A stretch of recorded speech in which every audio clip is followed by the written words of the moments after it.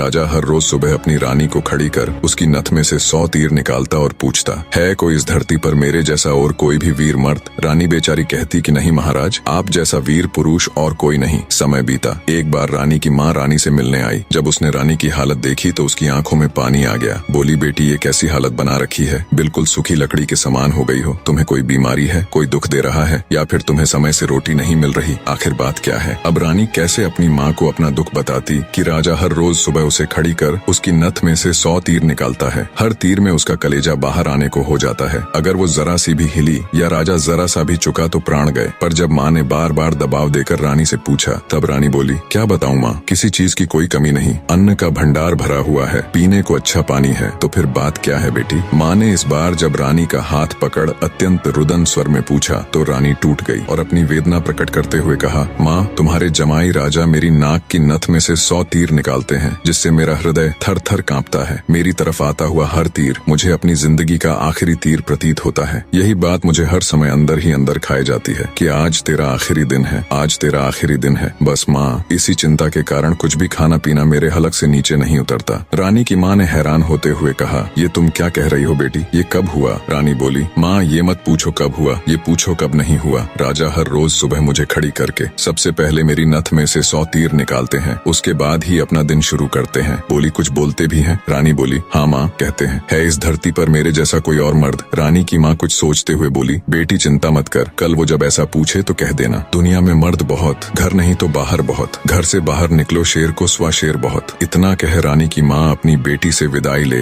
अपने घर चली गई। अब रानी को इंतजार था तो बस अगली सुबह का। राजा ने सोती हुई रानी को हाथ पकड़कर उठाया और कहा, रानी आ जाओ, समय हो गया। रानी ने सोचा, हे भगवान, बस आज और बच जाऊं, फिर तो जो माँ कहकर गई थी वो बोल दूंगी। और उठकर बाग में जाकर आंख बंद करके अपनी नथ पकड़कर खड़ी हो गई। राजा ने रोज की तरह एक के बाद एक 100 तीर रानी की नथ में से निकाले। तीर निकाल राजा बोला, बोल रानी, है दुनिया में मेरे जैसा कोई और शूरवीर मर्द? रानी हिम्मत जुटा बोली, महाराज दुनिया में शूरवीर मर्द बहुत, घर नहीं तो बाहर बहुत, आप बाहर निकल के देखो शेर को सवा शेर बहुत। राजा हैरान होते हुए बोला, ठीक है रानी, अगर यही बात है तो कुछ खाने का सामान दो, मैं जा रहा हूँ बाहर शूरवीर मर्द देखने, मैं भी तो देखूं है कोई मुझसे ज्यादा शूरवीर मर्द इस दुनिया में। थोड़ा बहुत खाने पीने का सामान ले राजा निकल पड़ा। चलते चलते एक कच्चे रास्ते पर हो लिया। थोड़ी दूर ही चला तो आगे देखा एक आदमी रास्ते के किनारे पर लेटा ऊपर की तरफ एकटक देख रहा है। राजा को बड़ा कौतूहल हुआ। ऊपर की तरफ देखा तो उसे सिवाय सूर्य की तेज किरणों के कुछ दिखाई नहीं दिया। गया जिज्ञासावश उसके पास और पूछा, क्यों भाई, ऊपर क्या देख रहे हो?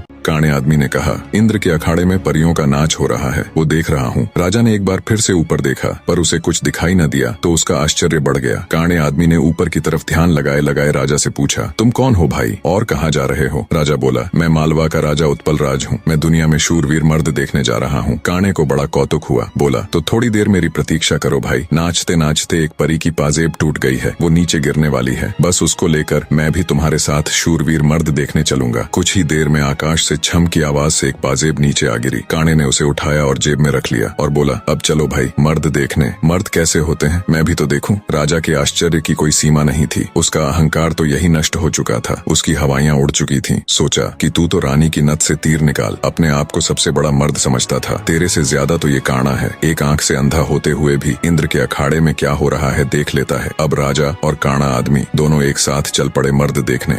राजा और काणा आदमी अभी कुछ दूर ही चले थे। आगे एक नौजवान व्यक्ति धनुष बाण लिए किसी की प्रतीक्षा में बैठा था। राजा ने उससे भी पूछ लिया, क्यों भाई कैसे बैठे हो? व्यक्ति बोला, अपने दोस्त का इंतजार कर रहा हूँ। राजा बोला, कहाँ है तुम्हारा दोस्त? व्यक्ति बोला, मैंने 100 कोस पर तीर मारा है, उसे लेने के लिए गया है। इतना सुनना था कि राजा के पैरों नीचे से जमीन खिसक गई। कहानी को बीच में रोक आपकी जानकारी के लिए बता दूं, पुराने समय में दूरी मापने के लिए किलोमीटर या मीटर नहीं बल्कि तब के लोग कोसों के द्वारा ही दूरी को मापते थे। उस समय के एक कोस का मतलब आज के लगभग 3 किलोमीटर है। तो नौजवान व्यक्ति ने राजा और काणे आदमी से पूछा, तुम लोग कहाँ जा रहे हो? काणे ने कहा, मर्द देखने। उत्सुकतावश नौजवान ने कहा, तो भाई हम भी चलेंगे तुम्हारे साथ मर्द देखने, बस थोड़ा इंतजार करो, मेरा दोस्त अभी मेरा तीर लेकर आता ही होगा। राजा बोला, 100 कोस से आज ही थोड़े ना आ जाएगा, उसे तो कई दिन लगेंगे। नौजवान ने मुस्कुराते हुए कहा, नहीं मान्यवर, उसे 100 कोस से जाने और आने में सिर्फ 1 घंटा लगता है। थोड़ी ही देर में एक लंगड़ा व्यक्ति नौजवान के द्वारा छोड़ा हुआ तीर हाथ में लेकर आता है। अब राजा को काटो तो खून नहीं। रानी की नथ में से तीर निकाल खुद को मर्द सूरमा समझने वाले राजा को अब एक से एक बड़े सूरमा टकरा रहे थे। वो जिस बिल में हाथ डाल रहा था वहीं से सांप फुफकारते हुए निकल रहे थे। एक काना आदमी जो एक आंख ना होते हुए भी इंद्र के अखाड़े में परियों का नाच देख रहा है। एक युवा पराक्रमी नौजवान 100 कोस तक तीर मार रहा है। एक अपाहिज लंगड़ा आदमी 100 कोस की दूरी सिर्फ 1 घंटे में नाप देता है। बोझिल कदमों के साथ राजा अब उन तीनों के साथ आगे चल पड़ता है। चलते चलते वे एक नगर में पहुंचे जहां एक राजा की लड़की का स्वयंवर चल रहा था। स्वयंवर की शर्त थी कि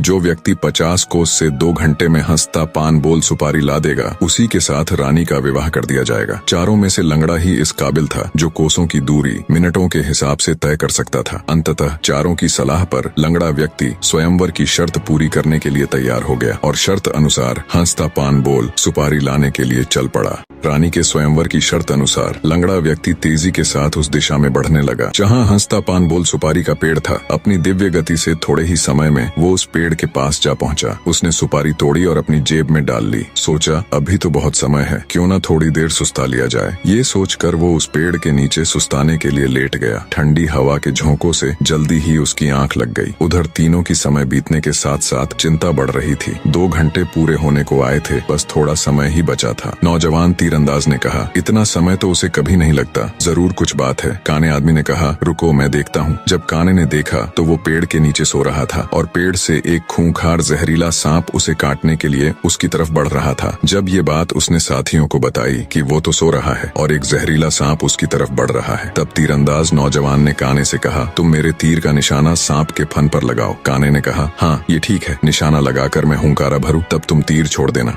काने ने तीर को सांप के फन की दिशा में लगाकर जैसे ही हूं कहा, तीरंदाज ने तीर छोड़ दिया। तीर सीधा जाकर सांप के फन पर लगा और धड़ाक की आवाज के साथ सांप नीचे गिर गया। आवाज सुन लंगड़ा आदमी हड़बड़ाहट के साथ उठकर बैठ गया। देखा तो एक जहरीला सांप उसके पास मरा पड़ा है और उसके दोस्त का तीर सांप को लगा हुआ है। सारा माजरा समझते उसे देर न लगी। वो दिव्य गति से नगर की ओर दौड़ा। समय रहते वो हंसता पान बोल सुपारी लेकर राजमहल पहुंच गया। अब समस्या ये थी कि राजकुमारी पर असली हक किसका है। राजा अगर घर से मर्द देखने नहीं चलता तो ये सारा किस्सा ही शुरू नहीं होता। काना अगर अपनी दिव्य दृष्टि से देखकर लंगड़े व्यक्ति को सांप से नहीं बचाता तो राजकुमारी के स्वयंवर की शर्त कैसे पूरी होती। नौजवान तीरंदाज के पास 100 कोस तीर चलाने की क्षमता न होती तो भी उसके मित्र को सांप डस लेता और शर्त पूरी नहीं होती। लंगड़े व्यक्ति के पास दिव्य गति न होती तो भी राजकुमारी स्वयंवर की शर्त पूरी न होती। राजकुमारी का पति कौन होगा? जब इसके ऊपर उनमें आपस में सलाह मशवरा हुआ तो राजा को ही चुना गया, क्योंकि ये सारी कहानी ही उससे शुरू हुई थी। पर राजा ने अपनी सारी बीती बात बता कहा, मैं पहले से ही शादीशुदा हूँ, इसलिए मैं राजकुमारी से शादी करूँ इसका सवाल ही पैदा नहीं होता। मैं तो तुम सबका शुक्रगुजार हूँ मेरा खोखला वहम तोड़ने के लिए। काने ने कहा, मैं तो इंद्र के अखाड़े में अपनी परियों के साथ ही खुश हूँ और वैसे भी मेरे दिन अब उस ऊपर वाले को याद करने के हैं। बारी आई युवा तीरंदाज की। उसने अपने मित्र से कहा, मित्र राजकुमारी के साथ तुम्हारा विवाह होना चाहिए, क्योंकि तुमने ही स्वयंवर की शर्त का सीधा पालन किया और राजमहल में शर्त अनुसार हंसता पान बोल सुपारी लेकर आए। इसलिए शर्त के दृष्टिकोण से देखें तो राजकुमारी पर तुम्हारा ही हक बनता है। तीरंदाज की बात सबको सही लगी और सबने सहर्ष सहमति जताई। लंगड़े व्यक्ति के साथ राजकुमारी का विवाह हो जाता है। सभी बहुत खुश थे। राजा सभी को अपने राज्य आने का निमंत्रण दे खुशी खुशी उनसे विदा लेते हैं। अपने मन में वो अब कभी रानी के साथ दुर्व्यवहार न करने की शपथ लेते हैं।